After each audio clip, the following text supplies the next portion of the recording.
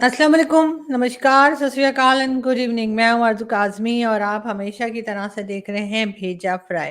जी हाँ, हमारी तरफ से, हमारी पूरी टीम की तरफ से और आप सभी लोगों को बहुत-बहुत शुभकामनाएँ दिवाली की। जी हाँ, आज छोटी दिवाली है और कल मेन इवेंट है या मेन फेस्टिवल है दिवाली का। चिराग मैंने तैयार कर लिए हैं अपने, रात को रखूँगी मेन गेट पे और दुआ भी पढ़ूँगी और उसके बाद आप लोगों के साथ सोशल मीडिया पर शेयर भी करूँगी जैसे हर साल करती हूँ। तो और आप लोग सब जो है यकीनन बहुत खुश होंगे, बहुत फेस्टिवल मनाया जा रहा होगा, बहुत से लोग बहुत बिज़ी होंगे। मुझसे तो ये भी कहा गया था कि जी आज तो कोई वीडियो नहीं देखेगा, तो चलो मैंने कहा ना नहीं देखेगा, अगर लोग बिज़ी हैं फेस्टिवल में तो अच्छी बात है, बिल्कुल बिज़ी रहें, लेकिन हम तो फिर भी वीडियो बनाएँगे और सबको मुबारकबाद तो देंगे ही। मिठाई आ चुकी है जी हाँ, मेरे घर भी मिठाई आ चुकी है और ज़ाहिर है उसमें बर्फ़ी भी है और लड्डू भी हैं और चमचम भी है, मुझे नहीं पता आप लोग चमचम को क्या कहते हैं, रसगुल्ला भी है, बहुत कुछ है और साथ-साथ जो काम है रूटीन के न्यूज़ के वो भी चल रहे हैं, ज़ाहिर है न्यूज़ पर भी नज़र रखनी है। अब चाहे कोई भी फेस्टिवल हो, ऐसा तो नहीं हो सकता कि कहीं से न्यूज़ जो है वो आना बंद हो जाए, तो डेफ़िनेटली वो सब कुछ भी जो है साथ-साथ चल रहा है। पाकिस्तान की अगर हम बात करें माइनॉरिटीज़ की, तो माइनॉरिटीज़ जो हैं या कहिए कि जो हिंदू कम्युनिटी है, चाहे कोई और रिलीजन के लोग हैं, बहुत ही कम रह गए हैं पाकिस्तान में, ये तो आप लोग सब जानते ही हैं, कोई ढकी-छुपी बात नहीं है। इसमें अगर हम ये कहें कि नहीं जी वो अपनी मर्ज़ी से जो है उन्होंने रिलीजन चेंज कर लिया या अपनी मर्ज़ी से वो मुसलमान हो गए या मुस्लिम हो गए, तो ये मेरा ख़्याल है बहुत हद तक गलत बात होगी, इसलिए कि यकीनन उन्हें फ़ोर्स किया जाता है, उन्हें कहा जाता है और इसी वजह से लोग जो हैं वो बहुत कम रह गए हैं, मगर फिर भी हमारे टीवी चैनल्स कहीं न कहीं से ढूँढ के निकाल लाएँगे और कुछ माइनॉरिटीज़ के लोग या हिंदू कम्युनिटी के लोग जो हैं वो ज़रूर मिलेंगे जो आपको दिवाली मनाते हुए दिखेंगे और आज टीवी चैनल्स पे भी आज नहीं तो कल ये न्यूज़ जो है वो डेफ़िनेटली चलेगी। बात करते हैं हम आप सबके सभी को इंतज़ार है और सभी पूछ रहे हैं कि ज़ाकिर नाइक साहब कहाँ गए? तो जी, ज़ाकिर नाइक साहब का कल मैं देख रही थी कि वो एक प्रेस कॉन्फ्रेंस कर रहे थे और उनका कहना ये था कि पाकिस्तान से उन्हें जितना प्यार मिला, उतना प्यार तो उनको पूरी दुनिया से नहीं मिला। तो अगर जो उन्हें मिला उसे वो प्यार कहते हैं, तो फिर पता नहीं मुझे कि इंसल्ट किसको कहते हैं या एक्सपोज़ होना किसको कहते हैं। मगर ख़ैर अगर वो उनको प्यार लग रहा है तो फिर और रह जाइए और कुछ टाइम और हमारा प्यार देख लीजिए पाकिस्तानियों का, तो कुछ और चीज़ें भी खुल के सामने आ जाएँगी। लेकिन ये ज़रूर है, पाकिस्तान के लोग उन्हें वेलकम नहीं कर रहे हैं। मगर बात हम करेंगे दिवाली की और ख़ैर बीच में हम आपको न्यूज़ भी देते रहेंगे और आज भी सारा दिन न्यूज़ से रिलेटेड भी जो है वो वीडियोज़ आती रहेंगी और दिवाली की भी और हमारी कोशिश होगी कि दिवाली पर हम आपके जो फ़ेवरेट हमारे पैनलिस्ट हैं, जो फ़ेवरेट आपके ऐसे लोग हैं जिन्हें आप सुनना पसंद करते हैं हमारे चैनल्स पर जो आते रहे हैं, उनको भी लाएँ और उनसे भी पूछें और स्पेशली ये भी मालूम करेंगे, हमें वैसे तो मालूम है, आप सभी लोगों को पता होगा, लेकिन फिर भी कुछ लोग होते हैं जिन्हें नहीं मालूम कि दिवाली क्यों मनाई जाती है या दीपावली क्यों मनाई जाती है। उसके लिए भी हम लोगों से बात करेंगे और उनसे पूछेंगे और डेफ़िनेटली आज का दिन आप लोगों का मैं दुआ करती हूँ कि ना सिर्फ़ आज का बल्कि हमेशा हर दिन जो है आपका बहुत अच्छा जाए। और वैसे भी आज तो ऐसा दिन है कि जिसमें कि ख़ास तौर पे दुआ मेरी मदर जो है वो किया करती थी, सबके लिए खुशहाली, सबके लिए खुशी की और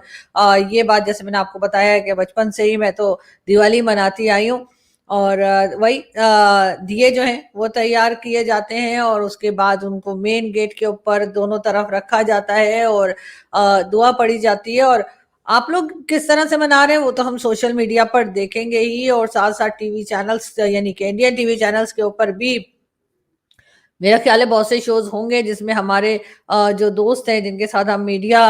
में शेयर करते हैं या समझिए कि स्क्रीन शेयर करते हैं इंडियन टीवी चैनल्स के ऊपर भी, वो भी डेफ़िनेटली जो है वो अपनी दिवाली कैसे मना रहे हैं वो वहाँ पर ज़रूर शेयर करेंगे और विशेस भी लगाएँगे और यकीनन अब ये फेस्टिवल सीज़न शुरू हो गया है। अब आगे आप लोग जानते ही हैं कि किस तरह से फिर क्रिसमस आएगी और दूसरे फेस्टिवल्स होंगे, न्यू ईयर आएगा और भी कई फेस्टिवल्स बीच में आएँगे दिवाली और क्रिसमस से पहले, वो भी हम मनाते रहेंगे और वो मनानी भी चाहिए। लेकिन साथ-साथ हमें उन लोगों को भी याद रखना होगा जो ये सारी कह लीजिए कि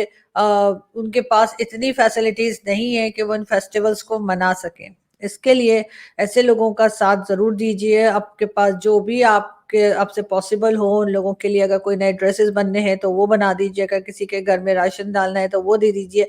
और अपनी जो भी खुशियाँ हैं वो दूसरों के साथ शेयर कीजिए। बहरहाल मैं यहाँ पे भाषण देने नहीं आई कि आप लोग कहें पता नहीं क्या ये पॉलिटिकल स्टाइल में भाषण देना शुरू हो गई है। लेकिन मुझे यकीन है कि ये दिवाली की ही बात नहीं है। हमारे लोग जो हमें देखते हैं, हमें सुनते हैं और हमें प्यार करते हैं, मुझे यकीन है कि वो रूटीन में भी अपनी लाइफ में लोगों की मदद किया करते ही होंगे और करते ही हैं। उसके लिए कोई उन्हें दिवाली की या ईद की या क्रिसमस की ज़रूरत नहीं होती या उसका इंतज़ार नहीं होता। रूटीन में वैसे भी लोग अच्छे काम जो हैं वो किया ही करते हैं और लोगों की मदद जो है वो करते ही रहते हैं। मगर साथ-साथ हम ज़ाहिर है दिवाली का दिन है, वैसे तो दिवाली रात को बनाई जाती है, लेकिन हमने दिवाली दिन से ही स्टार्ट कर दी है ताकि आप लोगों को भी पता रहे कि जी पाकिस्तान में भी सेलिब्रेट किया जा रहा है। ऐसा नहीं है कि सिर्फ हिंदुस्तान में ही, पाकिस्तान में भी अभी थोड़ी बहुत हिंदू कम्युनिटी जो है उनको अभी तक हमने छोड़ दिया है, या कह लीजिए कि उनको अभी हमने कन्वर्ट नहीं किया है, या हम उनको कन्वर्ट नहीं करना चाह रहे, जो भी रीजन हो। लेकिन वो लोग भी दिवाली मना रहे हैं और कई लोगों के तो मुझे मैसेजेस भी आना शुरू हो गए मेरे व्हाट्सएप पे। जैसे कि आप लोग जानते हैं कि कई ऐसी हिंदू कम्युनिटी के लोग हैं जो रावलपिंडी हो चाहे सिंध में हो, वो लोग मेरे साथ कनेक्टेड हैं। एक व्हाट्सएप ग्रुप भी बना रखा है जिसमें वो लोग मुझे मैसेजेस करते हैं और अपने कोई प्रॉब्लम्स होते हैं, अपने जो इश्यूज होते हैं वो भी उस व्हाट्सएप ग्रुप में वो शेयर किया करते हैं। उन लोगों की तरफ से जी मैसेजेस आना शुरू हो गए हैं और यकीनन दिवाली की तैयारी है और लोग जो है वो पाकिस्तान में जो जो हिंदू फैमिलीज हैं वो डेफिनेटली आज दिवाली मना रही है और भारत में भी आज छोटी दिवाली है और कल मेन फेस्टिवल है, ये तो आप लोग जानते ही हैं।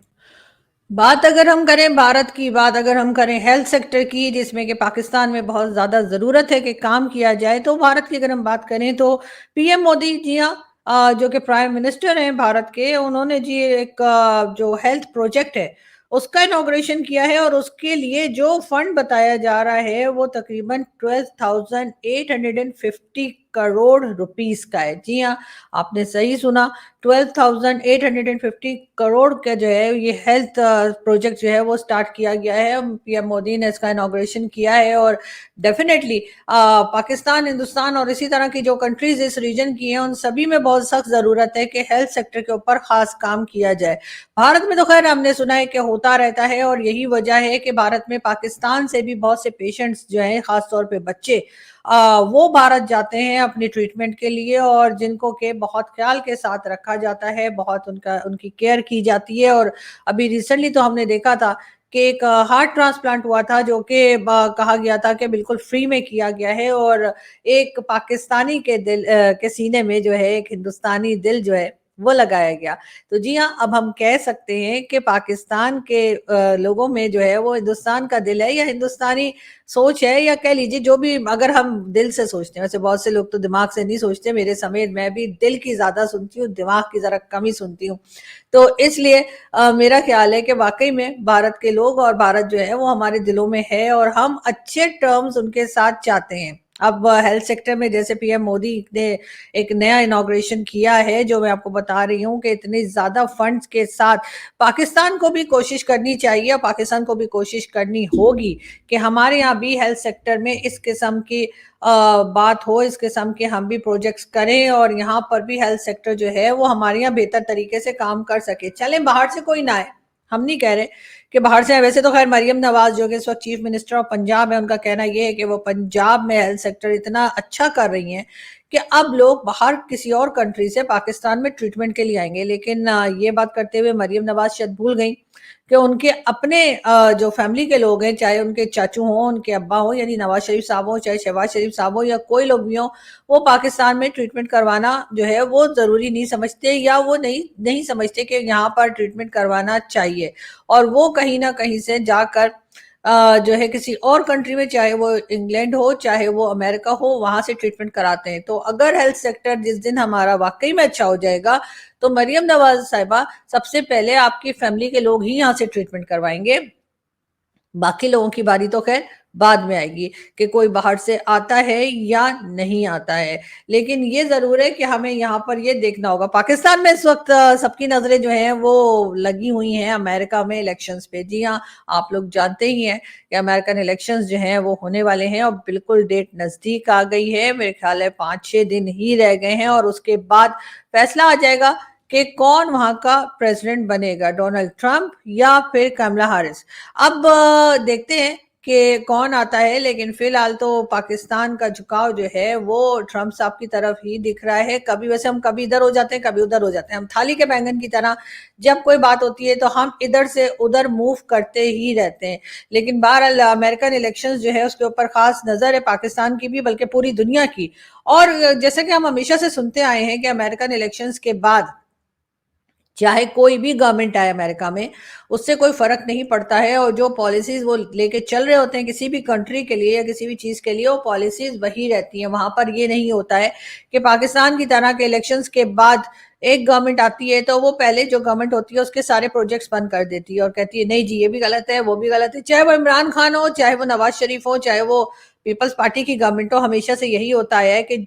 जो भी पार्टी पावर में आती है, वो पहले वाली पार्टी जो होती है उसके सारे प्रोजेक्ट्स कैंसिल कर देती है। लेकिन अमेरिका में या इस तरह की जो कंट्रीज होती हैं जो काफ़ी स्टैब्लिश हैं, जो कि एक तरह से ढंग के तरीके से जिनके यहाँ डेमोक्रेसी चल रही है, वो उनके यहाँ इस तरह की पॉलिसीज चेंज नहीं होती। और ऐसा ही लगता है कि अमेरिका में चाहे किसी की भी गवर्नमेंट आए, पॉलिसी वही रहेगी। जहाँ तक बॉर्डर को सील करने की बात या फेंसेस लगाने की बात की जा रही है, तो वो तो डोनाल्ड ट्रंप साहब ने साफ-साफ कहा है कि जो लोग इल्लीगल तरीके से अमेरिका में दाखिल हुए हैं, उनको रोका जाएगा, उन्हें बाहर निकाला जाएगा और मज़ीद किसी को नहीं आने दिया जाएगा। इसके ऊपर जी पाकिस्तान में और कई कंट्रीज़ में जो है लोग बड़े परेशान हैं, क्योंकि यहाँ से बहुत से लोग ऐसे हैं जो इल्लीगल तरीके से गए हैं या इल्लीगल तरीके से वहाँ पर रुक गए हैं और उनको बाहर अगर निकाला जाएगा तो फिर क्या होगा, इसलिए कि वो लोग लाखों की तादाद में हैं और अगर वो लाखों लोग वापस भेजे गए, तो अगर पाकिस्तान की ही बात करें तो पाकिस्तान के लिए सँभालना बहुत मुश्किल हो जाएगा। हम किस तरह से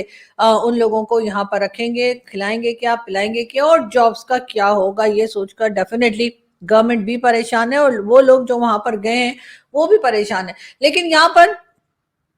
लोगों को सोचना ज़रूर चाहिए, अगर पाकिस्तान जैसी कंट्री में जहाँ पर हम रहते हैं, पाकिस्तान अगर अफ़गानिस्तान के लोगों को निकालने के लिए तैयार है और निकाला भी है, ऐसा नहीं है कि अभी हम सिर्फ सोच रहे हैं। यहाँ पर भी बहुत से इल्लीगल तरीके से अफ़गानिस्तान के लोग आकर बसे हैं और यहाँ पर उन्होंने अपने कारोबार भी शुरू किए, बल्कि इतने अरसे से हैं कि यहाँ पर उनकी फैमिलीज़ वगैरह भी रहती हैं और कई लोग तो ऐसे हैं जो पैदा ही पाकिस्तान में हुए हैं। लेकिन इसके बावजूद पाकिस्तान ने उनको कहा कि जी आप यहाँ से निकल जाइए और ना सिर्फ कहा बल्कि निकाल कर भी दिखाया और यहाँ से कई लोगों को अफ़गानिस्तान वापस भेजा गया, जिसकी वजह से भी पाकिस्तान और अफ़गानिस्तान में थोड़ी टेंशन जो है वो हमने बढ़ती हुई देखी। लेकिन ज़ाहिर है पाकिस्तान के पास भी वो फैसिलिटीज़ नहीं है कि यहाँ पर लोग आते जाएँ और रहते जाएँ और यहाँ के अपने लोग जो हैं वो या तो जॉबलेस रहें या उनके पास रहने को खाने को ना हो। ये सारी चीज़ें हर कंट्री देखती है, तो पाकिस्तान ने भी देखी और पाकिस्तान ने जो है वो अफ़गानिस्तान के कई सिटीज़न्स को जो है वो निकल जाने का हुक्म दिया था या निकल जाने को ऑर्डर किया था या निकल जाने को कहा था, जो भी कह लीजिए। और इस तरह से हमने देखा कि कई बार डेट्स तक दी गई कि जी अक्टूबर की ये डेट है, सितंबर की ये डेट है, अगस्त की ये डेट है, इस तरह से करके उन लोगों को निकल जाने को और उनकी कंट्री यानी कि वापस उनको कहा गया कि जी आप लोग चले जाइए अपनी कंट्री अफ़गानिस्तान। इसी तरह से भारत में भी बहुत से लोग मौजूद हैं जो डिफरेंट कंट्रीज के हैं और ख़ास तौर पे बांग्लादेश के बहुत से लोग ऐसे हैं जो कि भारत में रह रहे हैं और इलीगल तरीके से रह रहे हैं। ज़ाहिर है उनके पास जो है वो रहने का कोई परमिट नहीं है या कोई परमिशन नहीं है, लेकिन बहुत से लोग ऐसे भी हैं जो कि अफ़गानिस्तान से जब पाकिस्तान आए थे तो उन्होंने पाकिस्तान के आईडी कार्ड्स भी बना लिए थे और पासपोर्ट्स भी बना लिए थे, बल्कि कई कंट्रीज़ में जब ये अफ़गानिस्तान के लोग पकड़े जाते हैं किसी तरह के क्राइम में, तब भी कहा जाता है कि उनके पास से पाकिस्तान की आईडी पासपोर्ट निकलते हैं, मगर उनमें से कई लोग, सब नहीं मगर कुछ लोग जो हैं वो अफ़गानिस्तान के भी निकलते हैं। इसी तरीके से भारत में भी बांग्लादेश और के लोग जो गए और वहाँ पर रहने लगे और उन्होंने वहीं पर अपना एक घर बना लिया या कहिए कि वहीं पर अपनी जॉब, अपना बिज़नेस स्टार्ट कर लिया। लेकिन वो बहरहाल कुछ भी करें, वो इल्लीगल तरीके से गए। भारत की गवर्नमेंट की तरफ से भी कहा गया कि ऐसे लोगों को निकाला जाएगा, पेपर्स चेक किए जाएँगे और देखा जाएगा कि ये लोग कब आए थे भारत में और अभी तक क्यों नहीं निकले। उसके ऊपर एक हंगामा हुआ, उसके ऊपर बहुत शोर मचा और आपने देखा भी कि सीएए का भी एक कानून लेकर आया भारत, जिसमें ये कहा गया कि बाकी कंट्रीज अफगानिस्तान, पाकिस्तान या कहीं पे भी अगर हिंदू कम्युनिटी या हिंदू रिलीजन को मानने वाले लोगों को प्रॉब्लम्स हैं, तो वो भारत आ सकते हैं और उसके लिए भी कई शर्तें रखी गई। लेकिन साथ-साथ बांग्लादेश जहाँ पर के गवर्नमेंट चेंज हो चुकी है और गवर्नमेंट चेंज होने के बाद वहाँ पे जो हिंदू कम्युनिटी है उसको परेशान किया जा रहा है, उनके बारे में भी बात की गई और साथ-साथ जो इल्लीगल तरीके से भारत में भी लोग हैं, उन्हें भी कहा गया कि जी आप वापस अपनी कंट्री जो है बांग्लादेश वहाँ पे चले जाइए। अब देखते हैं कि इसमें किस तरीके से चीज़ें आगे बढ़ती हैं और भारत क्या उन लोगों को वापस भेजने में कामयाब होती है भारत की गवर्नमेंट या नहीं होती। इसलिए कि अभी तक तो कोई हमें जाता हुआ दिखाई नहीं दिया है भारत से। हाँ, पाकिस्तान ने ज़रूर इसमें सक्सेस हासिल की है कि उन्हें कई लोगों को अफ़गानिस्तान यहाँ से वापस भेजा गया है। मगर ख़ैर दिवाली का मौका है और दिवाली के उस पर यानी कि दिवाली फेस्टिवल पर हम जो बातें करेंगे वो डेफ़िनेटली हल्की-फुल्की होनी चाहिए, इतनी सीरियस और इतनी कॉम्प्लिकेटेड नहीं होनी चाहिए। लेकिन फिर भी ज़ाहिर है क्योंकि बात हो रही है हिंदुस्तान, पाकिस्तान और बाकी जगह पे रहने वाले हिंदू कम्युनिटी की, तो हम ये ज़रूर कहेंगे कि पाकिस्तान में जिस तरीके से